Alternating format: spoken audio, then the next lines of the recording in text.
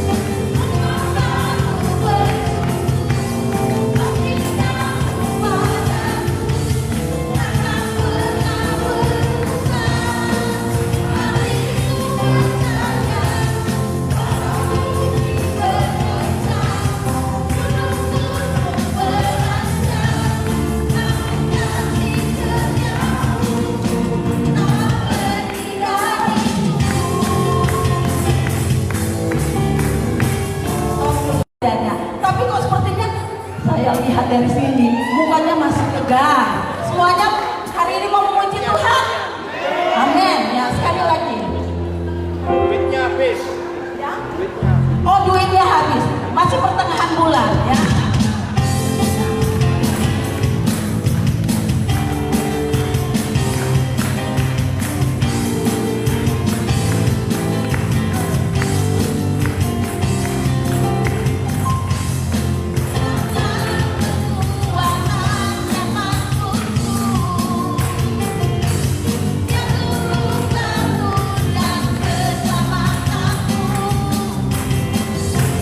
Hanya padamu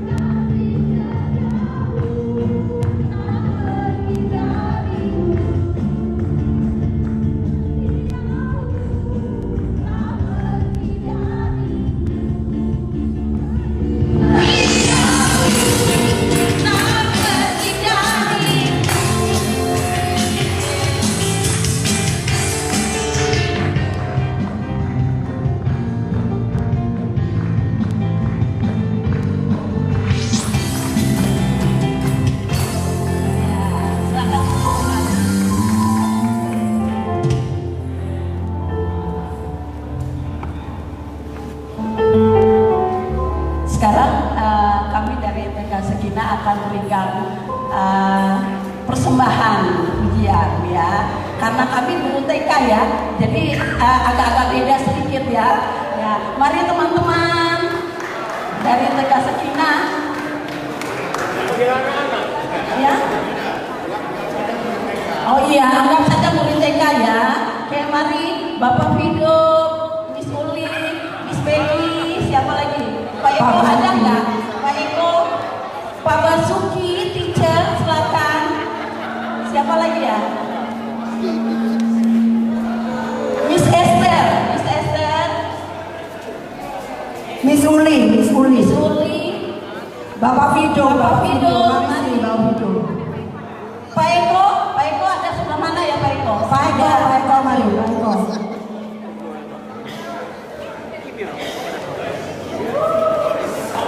Iya.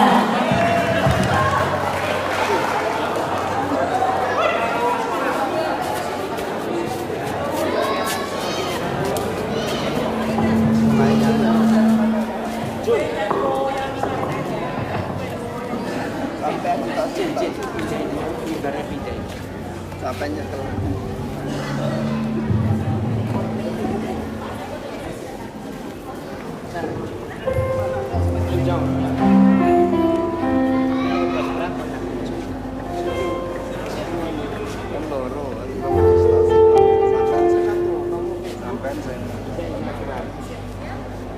Perlu pusing. Harap jatuh. Nah.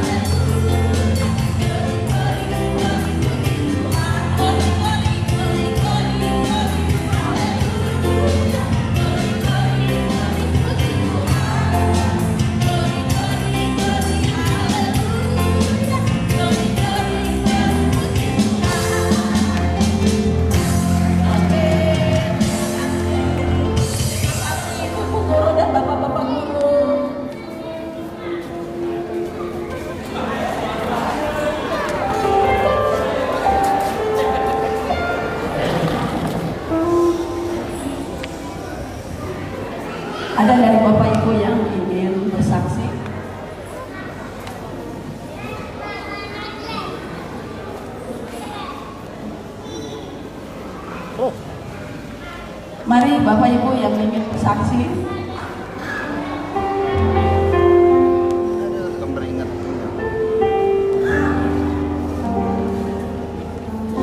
Saya tunjuk ya, kalau gitu ya. Coba, mana ya, saya lihat dulu. Pak Gun, mari. Mari serahkan Pak Gun. Lewat ya. Kalau begitu, dari mana ya?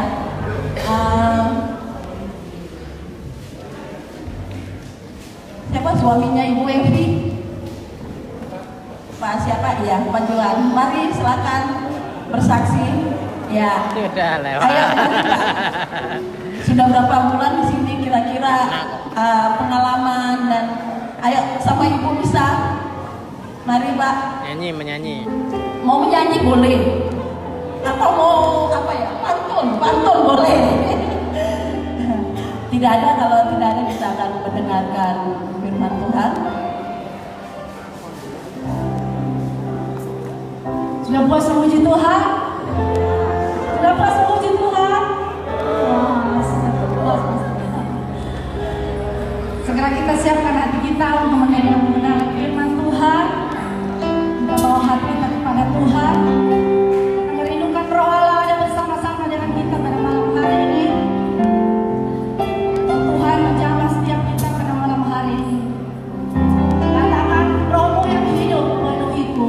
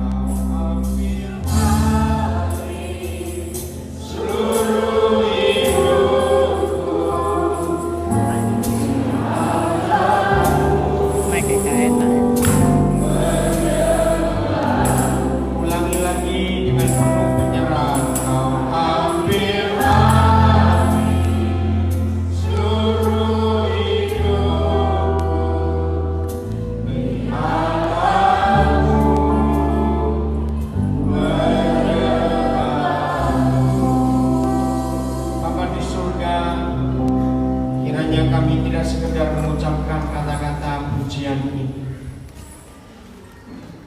Temukan dalam hidup kami masing-masing sebuah penyerahan, sebuah sikap hati yang betul-betul hanya Tuhan yang kami izinkan untuk mengambil alih sepenuhnya hidup ini.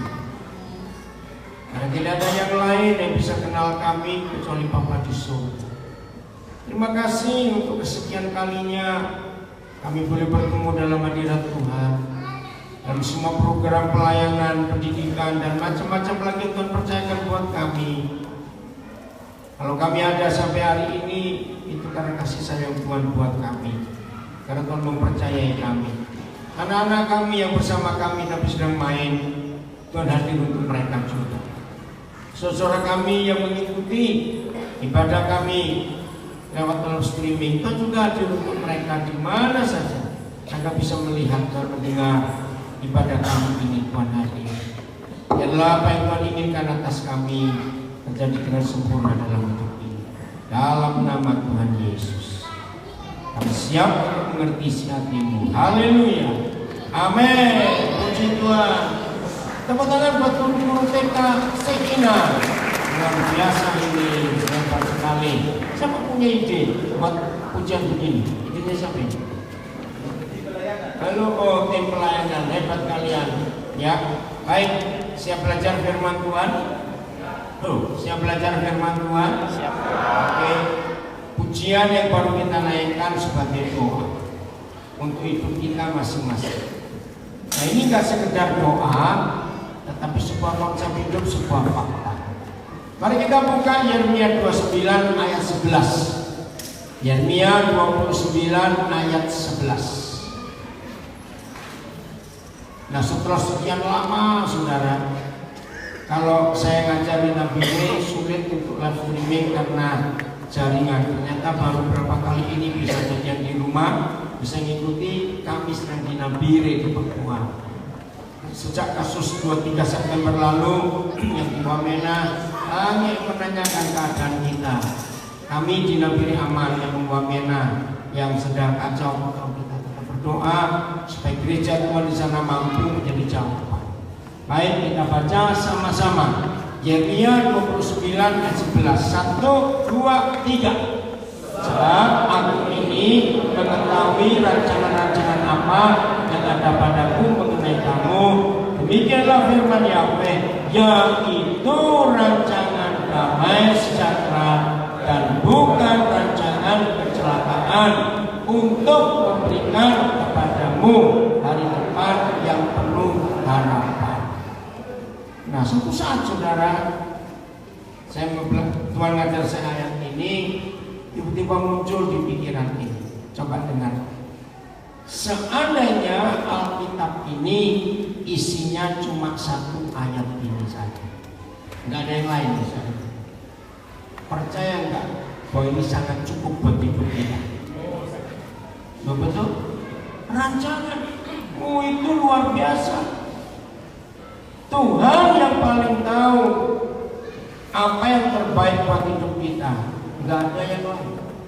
Bahkan Dia berjanji bukan rencana kecelakaan, rencana yang jelek, tapi rencana damai sejahtera untuk memberikan kepada kita hari depan yang apa? Penuh harapan. Nah, awas, jangan hanya diambil kalimat terakhir. Misalnya ada orang marah-marah kepada Tuhan, orang kecewa dengan Tuhan. Tuhan, aku sudah begini, aku sudah begitu. Kenapa bisa begini hidupku? Mana janjimu? Karena janji Tuhan untuk memberi masa depan penuh harapan. Kira-kira pernah ketemu orang Kristen marah-marah kepada Tuhan seperti itu? Salah sih. Harusnya jangan-jangan aku gitu mungkin. Oh enggak, amin. Ya betul enggak? Jangan-jangan aku itu mungkin lupa. Nah, kalau kita hanya mengambil bagian terakhir ayat ini, kita ini jahat dan kurang ajar di mata Tuhan. Kenapa? Karena kuncinya di kalimat pertama. Apa itu kalimat pertama? Sebab aku ini mengetahui apa? rancangan apa yang ada padaku mengenai kamu. Nah, ini kunci. Apa kata lain rancangan? Apa? Plan. Apa lagi? Rencana. Ayo apa lagi? Rancangan. Plan. Rencana. Apa? Desain. Apa lagi? Apa? Cetak biru, blueprint. Apa lagi? Apa? Setting. Wih, hebat kamu di setting. Betul. Rafa. Master plan. Apa lagi? Saudara bayangkan rancangan, rencana, plan, setting, apalagi cetak biru, itu belum ada atau sudah ada? Belum terjadi atau sudah terjadi? Belum. Nah, yang bisa menggagalkan rancangan-rancangan Tuhan dalam hidup kita, siapa ya? Nah, ketika kita buat planning sendiri. Tolong catat baik-baik. Satu-satunya penyebab, dengar, ini konsep penting. Satu-satunya penyebab Tuhan tidak pernah bisa bekerja di hidup kita, bukan 2, bukan 3 penyebab, 1. Ketika Papa tahu kita punya planning sendiri. Begitu Tuhan tahu kita punya setting sendiri, punya konsep sendiri tentang hidup, punya blueprint sendiri, punya apa yang kita buat sendiri, detik berikut Tuhan stop bekerja. Kenapa? Ada 3 alasan. 1, Tuhan gak mungkin mau berkelahi dengan kita. Ngerti gak? Lu ngerti tidak masuk berkelahi? Gimana contoh berkelahi? Ngotot-ngototan, betul. Apalagi memaksa. Tuhan gak pernah memaksa. Apalagi apa? Ngeyel. Gak dengar Ibu Jen? Argumen. Ya, Tuhan gak mau berargumentasi dengan kita. Ini logikanya. Kalau ada opa-opa umur 70 tahun terus ngajak bertengkar anak 5 tahun, yang goblok siapa? Betul? Nah, seperti itu Tuhan gak mau kita anggap bodoh. Ngapain dipertengkarkan model kita begini? Ngerti gak kalimat ini? Yang kedua alasannya, mengapa Tuhan begitu dia tahu kita punya planning sendiri, dia tidak akan bekerja apa-apa. Dia takut melukai kita karena dia terlalu sayang kita. Dengar konsep ini. Saya ulangi, dia takut melukai kita karena dia sayang kita. Lu kok bisa? Yang punya anak pasti ngerti. Contoh kecil. Kalau anak kita tanpa sengaja pegang pisau, betul-betul pisau, bukan pisau mainan, jangan lakukan 2 hal mengabaikan anak itu. Betul tidak? Loh, saya tanya yang saya punya anak loh, jawab itu susah. Saya juga punya anak, bisa ngerti. Dengar, kenapa kalau ada anak kecil pegang pisau kemudian dikagetin? Nah, dia bisa bereaksi yang salah. Yang kedua, kalau kita rebut, lebih celaka lagi. Nah, itu Papa di surga. Ketika dia tahu kita pegang barang yang tajam dan berbahaya, dia nggak pernah ngagetin kita, dia nggak pernah merebutnya, dia diam. Yang ketiga, cara dengar ini baik. Papa tidak pernah memaksa kita untuk ikuti rencananya, karena model kita manusia ini, contoh ya, sering nggak kita melihat anak atau siapa saja, awas itu tembok, ngotot terus, tetap melaju, begitu jeber, oh iya tembok. Ngerti ilustrasi ini?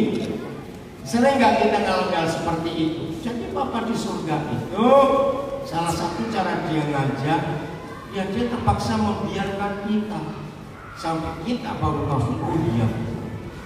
Tapi kalau itu terus-terusan terjang, tak bertele-tele, nanti malam kami di Nabi sudah malam, yang di negara lain masih pagi mungkin pada kita. Sebelum kita tidur, yang selama berapa waktu terakhir selalu bilang kenapa ibuku begini, kenapa aku begitu. Mau nggak doa terakhir kita? Kau ambil alih seluruh hidupku, rancangan-rancangan.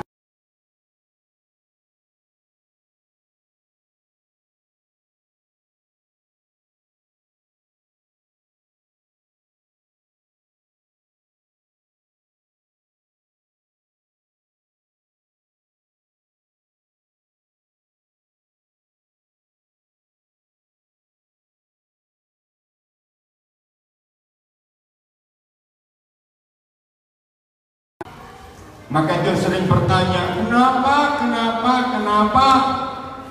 Untung bukan orang Surabaya kalau seperti saya. Kalau kan orang Surabaya yang suka tanya, kenapa? Gas mulu. Bukannya orang Surabaya bisa ngomong, sulit diterjemahkan. Padahal tahu kata gasmu, gas itu kepala. Kenapa kepala kita? Orang buat rancangan di dengkul, di perut atau di otak. Nah itu kepalamu tuh bikin masalah.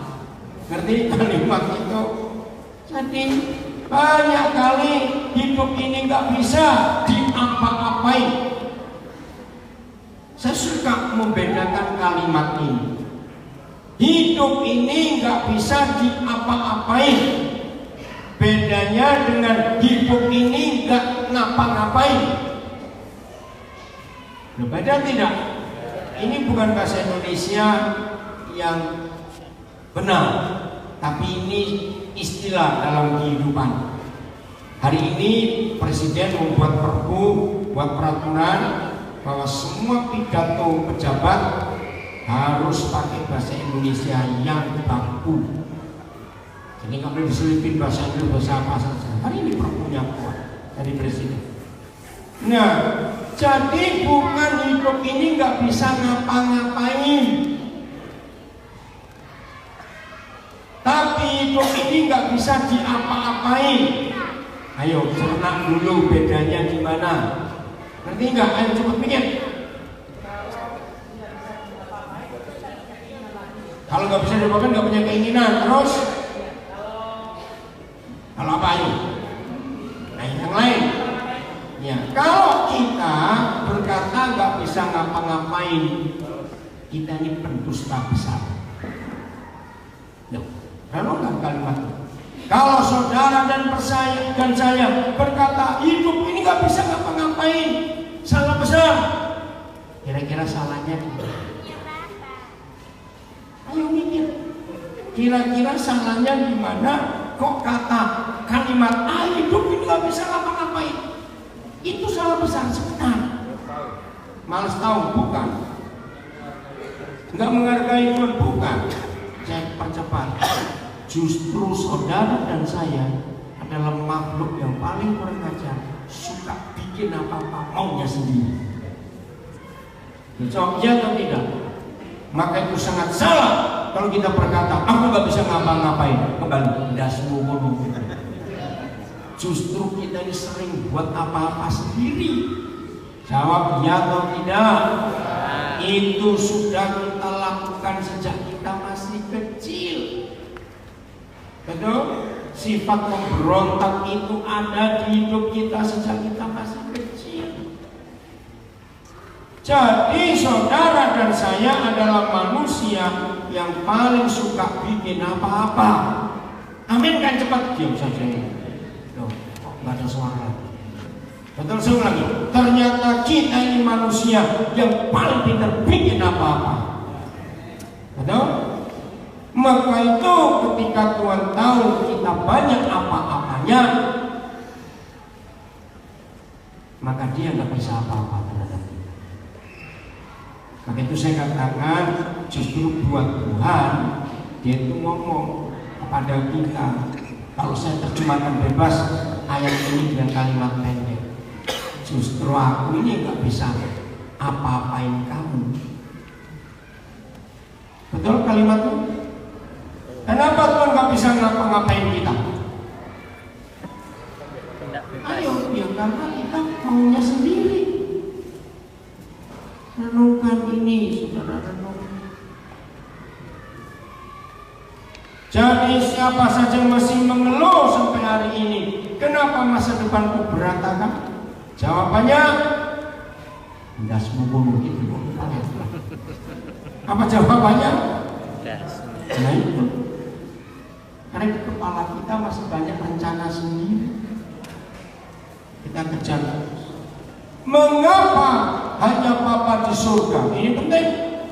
Mengapa hanya Papa di surga yang berani berkata, sebab aku ini mengetahui rancangan-rancangan apa yang ada padaku mengenai kamu. Demikianlah firman Yahweh Tuhan, yaitu rancangan damai sejahtera dan bukan rancangan kecelakaan, untuk memberikan kepadamu hari depan yang pengharapan. Kenapa? Kenapanya dia yang tahu? Kenapa di dunia ini sampai hari ini nggak pernah ada orang ngomong seperti ini? Nah ini harus mikir, saudara. Kenapa kok hanya Tuhan? Kenapa hanya Bapa kita di surga yang bisa bicara ini? Aku ini paling tahu rencana apa, planning apa, setting apa tentang masa depan. Siapa bisa jawab? Bisa kasih hadiah. Karena Tuhan mengenal, bukan? Karena dia yang buat kita. Jadi Pak Edi hadiahnya bicara dua. Kata saya belum ngomong hadiah apa. Oke. Karena dia yang buat kita, maka itu dia paling tahu rancangannya apa, setting apa untuk kita. Jadi kalau saudara dan saya ingin mengetahui apa masa depan kita yang baik, caranya dosa. Kau ambil alih seluruh hidupku, turut aku buat berserah penuh di hadiratmu, aku buat kau tahu. Ya banyak orang yang marah. Loh, jadi hidup ini gak boleh punya rencana. Nah, salah. Bukan hidup gak boleh punya rencana, harus. Tapi setelah tahu Tuhan tunjukkan dulu sesuatu, baru buat rencana. Saya saksi kembali ke bulan Agustus tahun 89. Saya nggak tahu saudara di mana waktu itu. Saya ada di Pasadena, California, di Amerika. Saya sudah enak tinggal di sana dalam pelayanan. Tiba-tiba Tuhan kasih saya buku From Jerusalem to Irian Jaya. Saya habiskan baca hanya berapa jam, langsung Roh Kudus berkata, kamu ke sana. Langsung saya tanya, kapan? Sungguh, saya langsung tanya, kapan? Saya nggak bilang doa lah, cari kehendak Tuhan. Ayo kita. Saya langsung berkata, kapan? Nah maaf ini, saya sudah diajar tentang Abraham. Maaf ya Bapak, saya salah. Saya yakin hari itu yang kaget Tuhan. Nanti nggak kalimat ini. Kira-kira kenapa dia kaget? Ayo cepetan jawab. Kenapa kira-kira dia kaget? Iya, nggak pakai nanya, kok langsung kapan sih? Saya bilang kapan? Tahun 81 bulan Juli, saya di Los Angeles, California. Saya melihat peta Tiongkok besar sekali. Nah itu untuk kedua kali seumur hidup saya dengar suara yang langsung di telinga. Nah waktu itu saya cuma dekat dengan seorang pendeta namanya Adi Sukanto. Dia pendiri dan dia ketua sinode CKI, Jemaat Kristen Indonesia. Seperti dia yang ngomong. Waktu saya lihat peta itu besar. Ini di airport Los Angeles. Kami mau ke London waktu itu. Ke sana. Cuma pendek ke sana. Saya nolak kepala. Loh, dia nggak ngomong. Jelas itu mau dibeli itu 2 kali saja. Jadi selama saya jadi hamba Tuhan, baru 2 kali saya dengar suara jelas. Saya langsung tanya, kapan? Akhirnya bulan Januari tanggal 24 tahun 82, saya menginjakkan kaki saya di Hong Kong. 3 hari kemudian saya ke Tiongkok.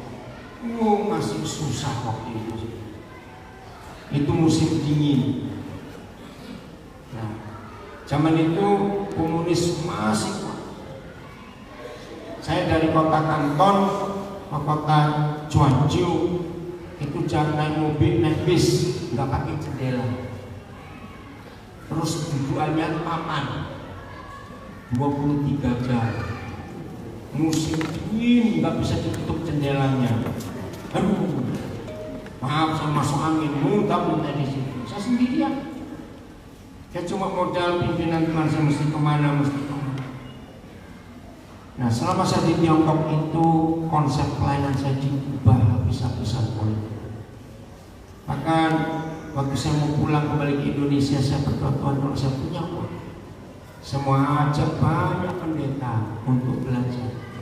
Waktu saya mau berangkat, saya sombong, saya akan khotbah di Tiongkok nanti. Saya akan begini,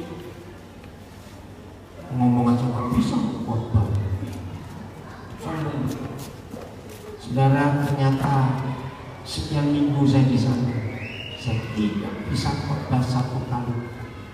Bukan nggak ada penerjemah, justru saya belajar dari mereka.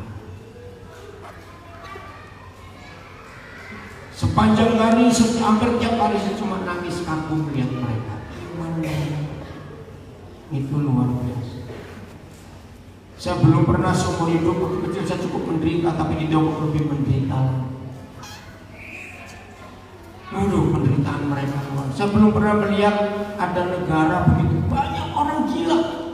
Banyak sekali. Di Tiongkok saya lihat begitu banyak orang gila.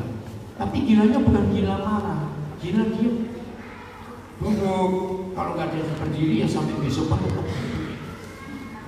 Mereka gila karena cuci otak komunis. Jadi waktu Mao Zedong berkuasa tahun 49, ya, maka itu kemarin 1 Oktober Tiongkok baru merayakan 70 tahun mereka jadi negara. Setelah Sun Yat-sen merubah negara itu dari kekaisaran terakhir itu 1911, maka 1 Oktober 49 Mao Zedong mendirikan negara komunis. Nah, di situ Chiang Kai-shek melarikan diri ke Taiwan, lalu menjadi negara sendiri. Nah, sejak Mao Zedong berkuasa, yang dibasmi pertama kali itu orang kaya, nomor 1. Orang kaya itu dihabisin hartanya dalam 1 hari. 2, orang-orang lulusan Barat, lulusan Amerika, lulusan Eropa, itu pasti ditangkap.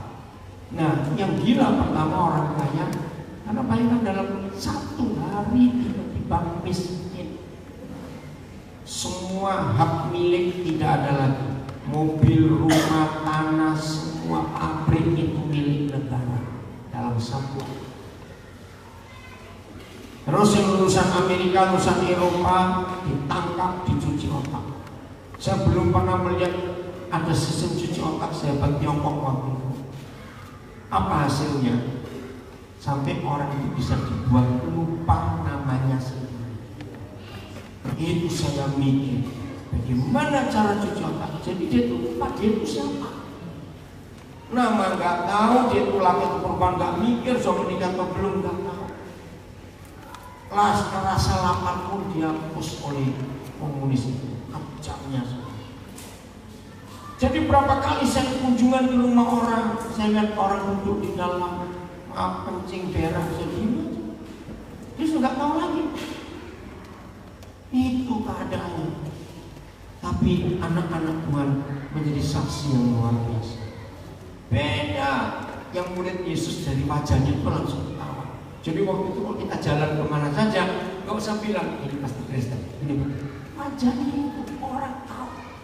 Jadi penginjilan mereka nggak pakai Alkitab, nggak boleh ada Alkitab 1, nggak boleh. Ibadah dihapus semuanya. Seberapa kali ikuti pemakaman, kayak kan orang Tionghoa itu kalau meninggal kan harus mewah. Ini cuma pakai kulit kayu, dan di nisannya tidak boleh ada nama. Itu jahatnya komunis, ingin putus semua. Saya nggak pernah lihat kuil atau kelenteng yang utuh hancur, tapi gereja. Kenapa? Bukan dipakai untuk ibadah, jadi pabrik. Kan gereja besar-besar zaman Eropa dulu. Nah, saya melihat anak Tuhan penginjilannya luar biasa.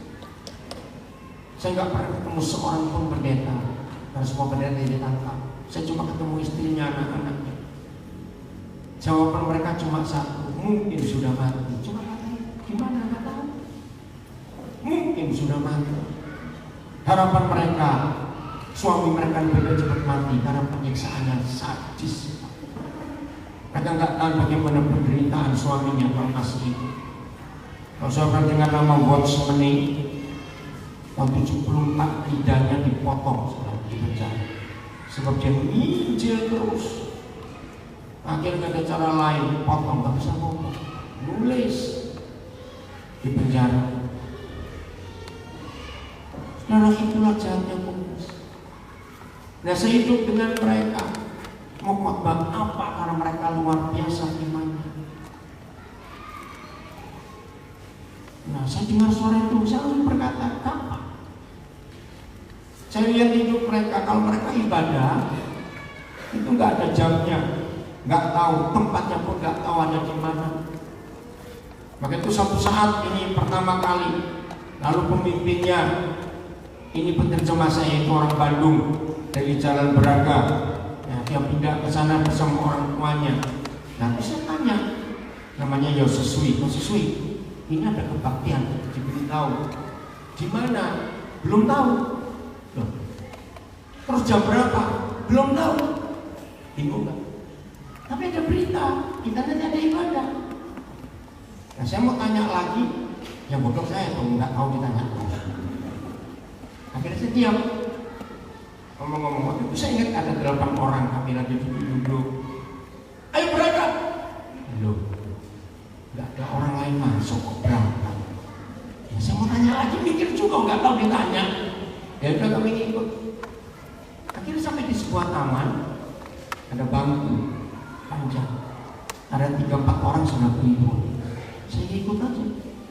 Ternyata nggak lama kumpul, sampai 20 orang. Saya nggak ngerti mereka ngomong apa. 30 menit bubar, terus lihat sendiri. Kemana ini orang? Nah, baru saya tanya pada penerjemah saya. Oh iya, lupa kalau modern itu orang baru. Terus ya gimana kok bisa tahu ini ada ibadah di sini? Kami hidup. Coba saudara buka ayat ini, saya ingat pertama kali. Roma 14. Maaf, Roma 8 ayat 14. Ini ayat yang mereka pakai. Waduh, saudara, betul-betul luar biasa. Semua orang yang dipimpin, diatur, dikuasai Roh Tuhan adalah anak Tuhan. Maksudnya, saya tahu. Jadi kami ini kalau ibadah sejak komunis berkuasa hanya mendengarkan Roh Kudus menyuruh kami berangkat kemana. Bayangkan. Lu jadi kalian itu nggak kenal, enggak. Loh, ini saya tanya, apa nggak takut kalau ada petusuk polisi komunis? Kembali ini nggak mungkin. Yang dengar suara Roh Tuhan hanya anak Tuhan. Nangis lagi saya sudah. Jadi kalau mereka ibadah nggak pernah tahu di mana jam berapa, nggak pernah tahu. Tapi ada satu yang tahu. Jam 26. Maaf saya salah, ayat 26. Lihat judulnya, apa judulnya di Alkitab saudara? Ayo judulnya di layar nggak ada. Peraturan dalam pertemuan jemaat. Kalau pakai bahasa Latin, inilah liturgi. Jadi satu-satunya liturgi yang tertulis di ibadah kita cuma 1/15-26. Ya.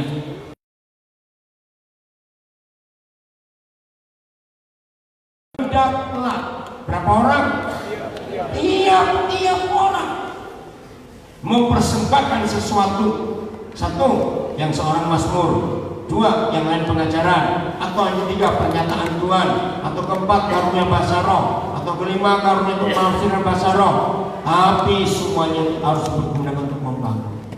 Jadi tiap kali mereka mau ibadah, setelah tahu, mereka tanya Tuhan, saya bawa apa? Katanya ini dipakai. Tiap-tiap orang mempersembahkan sesuatu. Jadi nggak cuma untuk rohani, hidup itu susah. Maaf, selama saya hidup belum pernah seperti Tiongkok. Maaf ya, kencing nggak boleh sembarangan, ditampung di kali untuk pupuk.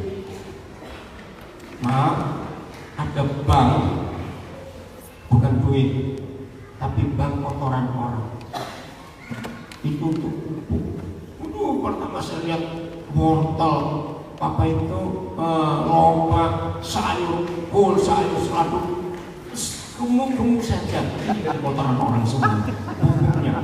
Nah, suatu pagi saya kebangun karena tetangga ribut. Saya tanya pada yang punya rumah kenapa? Oh, kehabisan kotoran. Rupanya dia belum bayar ke banknya itu. Jadi pikul lanjut. Saya utang dulu 3 pikul. Nanti ada bunganya berapa isinya. Itu saya berkali-kali, maaf itu ngaduk kotoran itu sampai tank. Ada daun-daun tertentu sehingga nggak buat bau dan nggak buat diare. Saya sampai heran, bisa sih nih orang-orang nemu. Itu sudah kerja didorong, dipikul sehari-hari seperti itu. Makan nasi itu jarang, saudara, karena beras itu langka, bubur mereka. Zaman itu pakaian cuma ada 2 warnanya, abu-abu dan biru. Dan modelnya semua sama laki, perempuan sama. Bayangkan, mau cetung itu, kejamnya luar biasa. Orang-orang tua di atas umur 60 tidak bisa ikut makan bersama anak-anak, nggak cukup. Jadi pagi, siang dan sore setiap RT ada 1/4 gardu untuk langsung. Orang-orang tua bawain mangkok, 5 makanan, cuma itu. Lagi sekali wajah anak-anak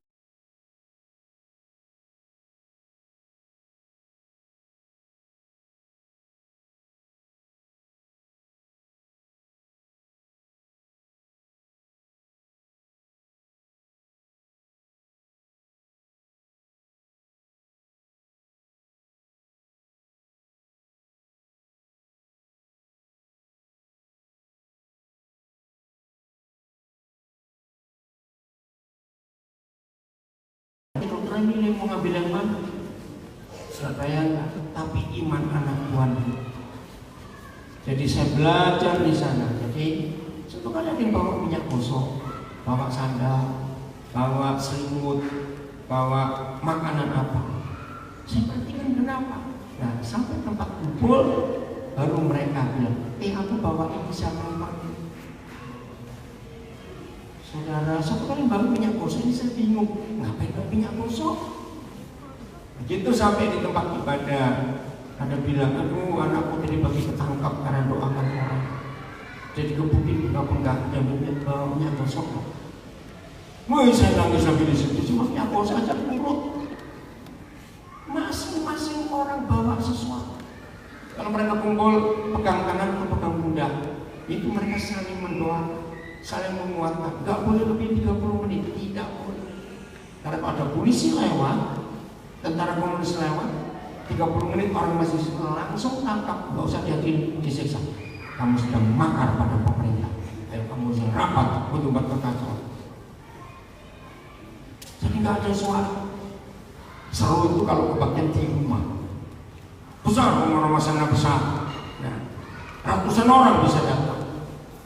Masuknya dan keluarnya jauh lebih lama dari ibadahnya. Kenapa begitu? Harus ada yang jaga di pintu.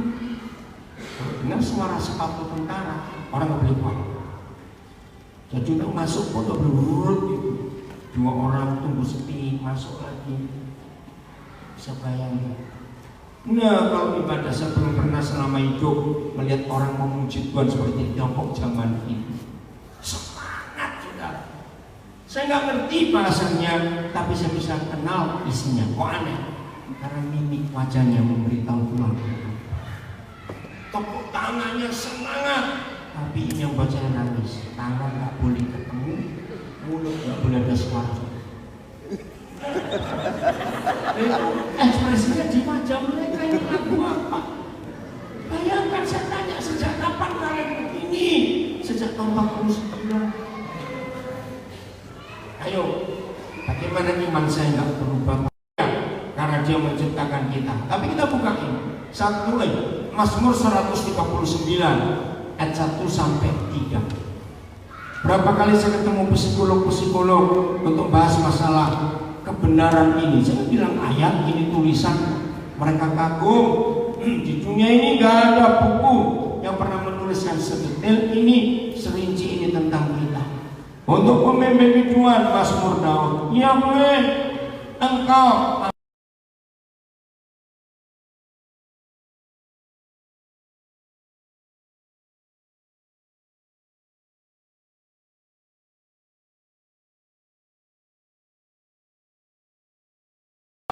dari jauh. Ayat 3, yang kelima, Engkau memeriksa aku kalau aku berjalan dan berbaring. Yang keenam, segala jalanku kau maklum.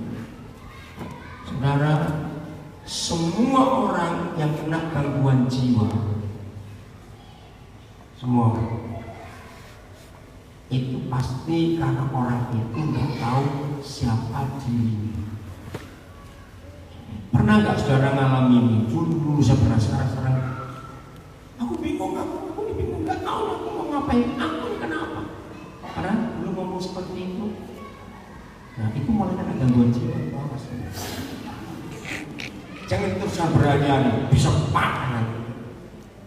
Nah, ternyata yang namanya manusia sendiri, sepinter apa orang itu, dia pun tak pernah tahu dirinya sendiri itu siapa. Betul tidak? Itu manusia. Tapi kurang ajarnya kita suka menyediki orang lain.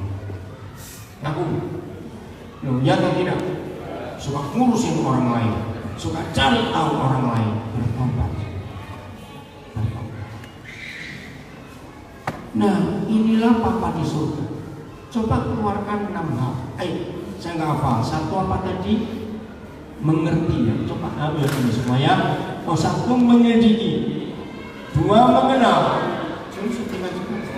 ya 3 mengetahui, 4 mengerti, 5 memeriksa, 6 memaklumi. Renungkan. Jadi kalau kita simpulkan, kalau 6 hal ini Papa buat atas hidup kita,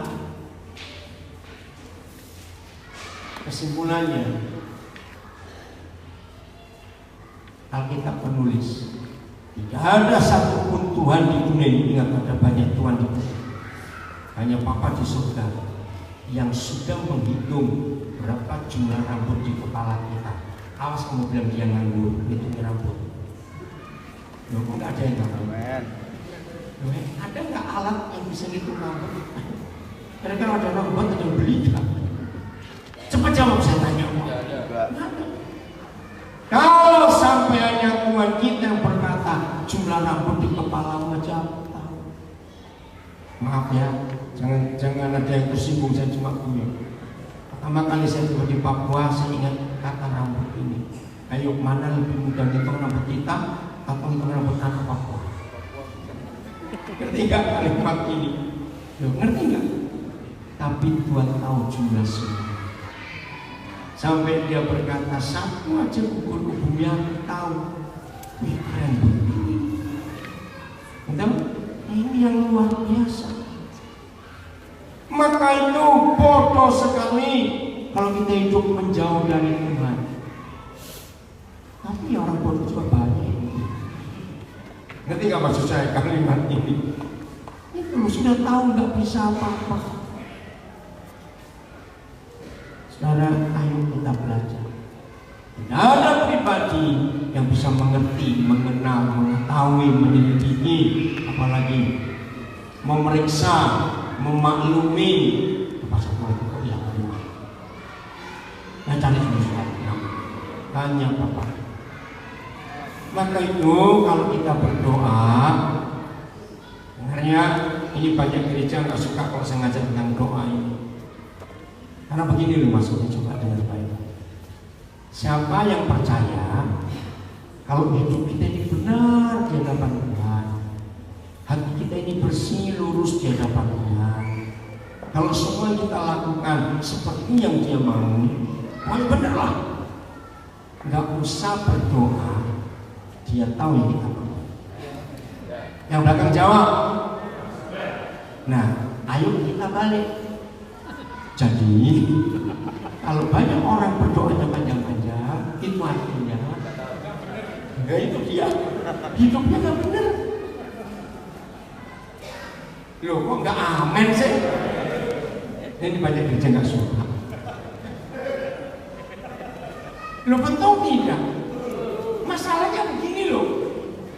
Perlu nggak Tuhan diberitahu tentang sesuatu? Loh, wis. Cuma nggak perlu goblok dengan kita. Iya, Pak Edo bilang bukan cuma nggak perlu goblok ngasih tahu. Nah, kalau Tuhan bisa sedetail ini terhadap hidup kita, kita mau kasih tahu Dia apa lagi? Betul? Maka itu jangan sombong, saudara. Sini doa sehari 6 jam. Ngomong apa? Saya pakai hukum Matius 5. Yesus berkata, "Hei, kalau kamu berdoa jangan ke orang Farisi, diulang-ulang kata-katanya." Masih ingat? Nah, saya pernah buat tes. Coba nanti diulang buat tes. Hitung pakai stopwatch, pakai timer. Kira-kira berapa menit doa saudara berulang? 5 menit aja sudah hebat. Nanti nggak masuk sana. Coba begitu lewat 5 menit balik lagi sudah. Ulang lagi. Mau ngomong apa? Lu atau tidak? Maka itu yang kebanyakan berdoa itu sudah nggak benar. Maka itu Tuhan perlu diyakinkan, aku ini benar loh Tuhan, aku ini benar. Jadi arti berdoa kita cuma jumpa Papa lalu senyum-senyum. Enggak apa. Betul, senyum-senyum. Kenapa senyum-senyum? Nah, ayo, kenapa senyum-senyum? Dia tahu semua kok. Malu, betul, apa lagi? Maka itu kenapa pemazmur berdoa yang betul gini. Coba lihat 139 ayat 23 sampai 25. Coba buka Alkitab saudara. Mazmur 139 ayat 23 sampai 25. Ya, jadi nggak usah beritahu Tuhan panjang-panjang ngapain. Oh, 21 berarti sampai. Coba buka. Oh ya, 23 sampai 24 ya. Ayo baca sama-sama. 1, 2, 3.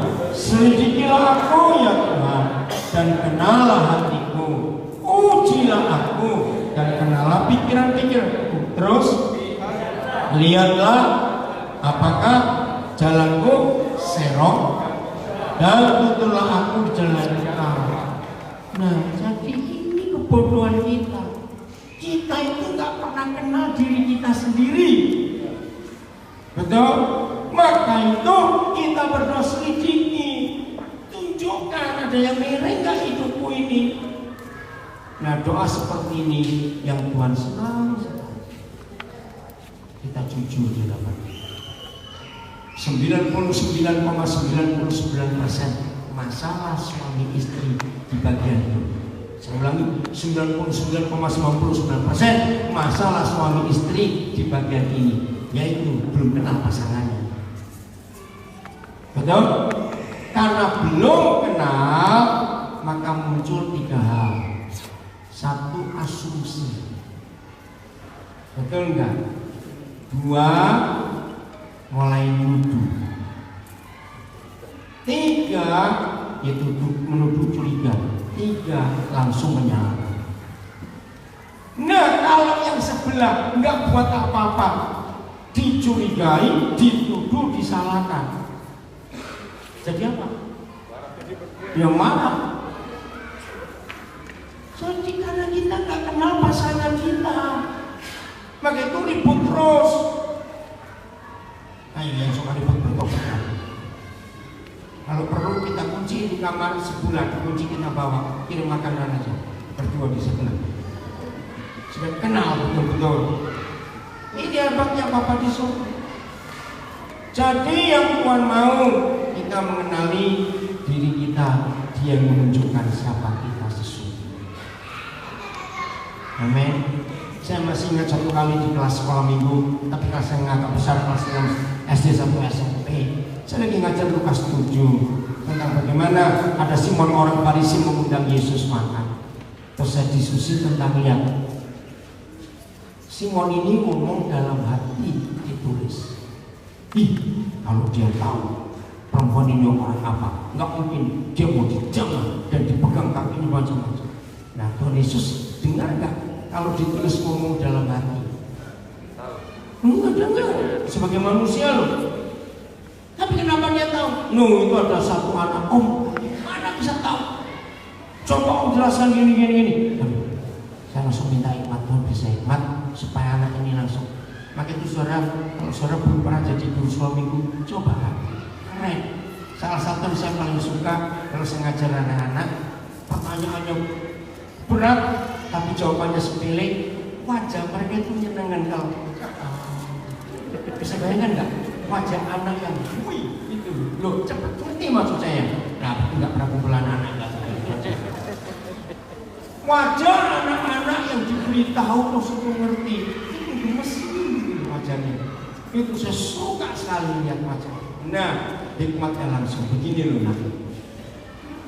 Tuhan itu hebatnya, kita ini belum tentu baru mau, dia sudah tahu. Soalnya ini, lo kok nggak amin? Betul? Itu Tuhan kita dia tahu semuanya. Jadi saudara belum belanja baru mau. Dia tahu nggak saudara mau beli apa? Ya sudah. Maka itu jangan suka beritahu dia. Tolong doakan si A, tolong doakan si B. Biasanya doa kita bagaimana? Memberitahu Tuhan. Tuhan tolong si A semua. Dia itu begini, dia itu begitu. Ingat waktu orang Surabaya kita semua. Aku sudah tahu, kamu pasti tahu lagi. Maaf. Terus gimana caranya? Bukan mendoakan, datangi. Ajak bicara. Tunjukkan hukum-hukum firman Tuhan. Kenapa, Ben? Enggak ada masalah. Artinya, jadi mulai hari ini kita ubah sikap hidup kita dengan apa di sini. Pokoknya kalau saudara ingin tahu punya masa depan dan penuh harapan, kita harus apa? Kita harus apa? Rancangan kita serahkan kepada Dia. Amin. Rancangan ini yang merusak semua rencana Tuhan dalam hidup.